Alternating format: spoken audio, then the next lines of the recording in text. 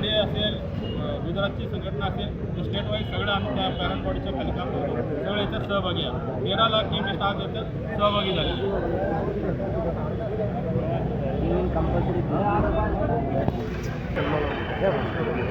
Chemist एकता जिंदाबाद, chemist एकता जिंदाबाद।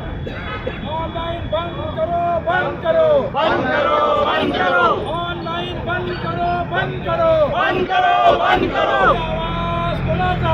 Chemist एकता, आवाज कोणाचा? केमिस्ट एकता, आवाज कोणाचा? केमिस्ट जनतेचा केमिस्ट एकता जिंदाबाद, केमिस्ट एकता जिंदाबाद, केमिस्ट एकता जिंदाबाद।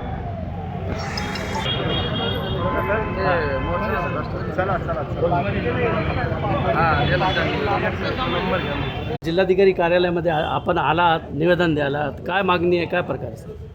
नमस्कार, मी नितीन देशमुख, औरंगाबाद जिल्हा केमिस्ट अँड ड्रगिस्ट असोसिएशनचे president. All India chemist and druggist असोसिएशनच्या माध्यमातून पिक्चर जेव आदरणीय आमचे ऑल इंडियाचे अध्यक्ष मान्य जगन्नाथ ताप्पा शिंदे यांच्या मार्गदर्शनाखाली हा आज आम्ही बंद पुकारलेला आहे. आमच्या प्रमुख मागण्या ऑनलाईन शासनाने बंद करावा, जो की ड्रग्स अँड कॉस्मेटिक ॲक्टच्या 1940 आणि रूल 1945 याच्यामध्ये कुठेही ते कायद्यात तरतूद नसतानाही आज ऑनलाईनमध्ये सर्रास विक्री होते. त्याला आमचा विरोध आहे आणि त्यामधून आपल्याला सामाजिकदृष्ट्या जे बघितलं जातं, नवीन पिढी बर्बाद होईल अशी औषधीसुद्धा विकल्या जातात आणि काही क्युरियस ड्रग्ससुद्धा विकण्याचे याच्यामध्ये जास्त चान्सेस आहेत की आम्हाला जो कंपनीनं किंवा गव्हर्नमेंटनं DPCOनं जो रेट ठरवून दिलेला आहे 8% आणि 16% DPCOमध्ये आणि अनियंत्रित ड्रगमध्ये 10% होलसेलरला, 20% रिटेलरला, असं मर्यादित आम्हाला एक मार्जिन ठरवून दिल्यानंतरसुद्धा हे 30 ते 40%, 50% डिस्काउंटचा लालच कुठून देतात. त्याच्यामुळे आमचं हे म्हणणं आहे की याच्यामध्ये स्पुरियस ड्रग विकण्याचे जास्त चान्सेस आहे आणि तिथून पेशंटला, जनतेला हे घातक ठरू शकतं. त्यामुळे आम्ही ऑनलाईनला विरोध करतो आहे आणि शासनानं आमच्या या प्रमुख मागण्याकडे दुर्लक्ष करू नये. आमच्या मागण्या मान्य कराव्यात. अन्यथा आजचा जो बंद आहे 1 दिवसाचा असेल, पण याच्या पुढचा बंद हा बेमुदत असेल असं आम्ही इथं ठामपणे सांगतो. ओके, ऑनलाईन जे किती वर्षापासून चालू आहे, तुम्ही आता यामध्ये मी सांगितलं तुम्हाला, ड्रग्स अँड कॉस्मेटिक ॲक्टमध्ये ऑनलाईनला कुठेही परवानगी नाही.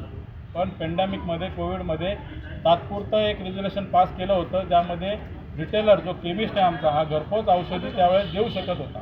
पण शासनानं तो कायदा रद्द न केल्यामुळे त्याचा अनइथिकल फायदा घेऊन, इलिगल फायदा घेऊन ऑनलाईनचे सर्रासपणे ड्रग विक्री केल्या जातात. ऑनलाईनचे ज्या काही कंपन्या आहेत, ज्या कुठल्याही स्टोरेज कंडिशन, तिथे फार्मासिस्ट नसतो किंवा इथे डोस कसे घेण्यात यावे या संबंधित कुठेही तरतूद नाही आहे. आज AIच्या माध्यमातून प्रिस्क्रिप्शन जे आहेत डॉक्टरचे, AIच्या माध्यमातून सर्रास डुप्लिकेट प्रिस्क्रिप्शनसुद्धा बाहेर येऊ शकतात, ज्याच्यामुळे जनतेची फसवणूक होऊ शकते. हे सगळ्या गोष्टी निदर्शनास आणून देण्याच्या आमच्या संघटनेने वारंवार सरकारपुढे प्रयत्न केला, निवेदनं दिली, पण कुठेही दाद न मिळाल्यामुळे आज हा बंदचा पवित्रा आम्हाला घ्यावा लागला. या देशात पारंपरिक जे बिझनेस करणारे लोक आहेत त्यांना संपवण्याचं घाटच चालू आहे या सरकारचं. म्हणजे जे पारंपरिक पहिल्यापासून बिझनेस करतात त्यांना काही सुविधा द्यायच्या नाही, त्यांना सगळे कायदे लावायचे. आमच्या केमिस्ट अँड ड्रगिस्टच्या बाबतीत FDA खूप कडक कायदे आणि ते आमच्या दुकानदाराला, आमच्या केमिस्टला ते कायदे लागू करायचे आणि ह्या लोकांना मोकळं रान करून द्यायचं, हेच सरकारने ठरवलं. म्हणजे सरकारने या देशातली ही पारंपरिक जी चैन पद्धती आहे, जी जुने व्यवसाय करणारे यांना संपवण्याचा घाट या ठिकाणी घातला आहे. आणि ज्याप्रमाणे आमच्या ऑल इंडिया जे ऑनलाईन त्यांना मोठं करायचं कामच आहे ना. आणि यात जे आता चैन शॉप्या आल्यात, यांचे जे मोठमोठे आउटलेट या शहरात होत आहे किंवा देशात होत आहे, तर त्यातून एक बल्क काहीतरी आता द्यायचं लोकांना, बल्क परचेस करतात, काहीतरी डिस्काउंट फॉरवर्ड करतात आणि त्याच्यातून छोटे रिटेलर या ठिकाणचे संपून टाकायचा आणि या ठिकाणचा व्यवसाय संपुष्टात आणायचा आणि सगळा कारभार या मेडिसिनचा आपल्या हातात घ्यायचा. हाच घाट या मोठ्या लोकांचा, कॉर्पोरेट लोकांचा या ठिकाणी आहे आणि सरकारही त्यांना मदत करतं. याच्यात विशेष म्हणजे हे की सरकार ऑनलाईनवर कुठंच त्याची नियंत्रण ठेवत नाही आहे सरकारचं. आणि म्हणून आमच्या ऑल इंडियाचे अध्यक्ष आदरणीय जगन्नाथ ताप्पा शिंदेंनी जे सांगितलं, जर आजच्या बंदनी सरकारने आम्हाला दाद दिली तर ठीक, नसता येणाऱ्या काळामध्ये आम्ही पूर्ण बेमुदत बंद करू आणि या देशातल्या पूर्ण 12 लाख जे केमिस्ट ड्रगिस्ट संघटनेच्या चाव्या आम्ही सरकारकडे सुपूर्द करू. याच्यानंतर सरकार जाणे आणि सरकारची कामं जाणे. तर फार्मसीचे हजारो विद्यार्थी याच्यामध्ये मी अजून एक नमूद करू इच्छितो.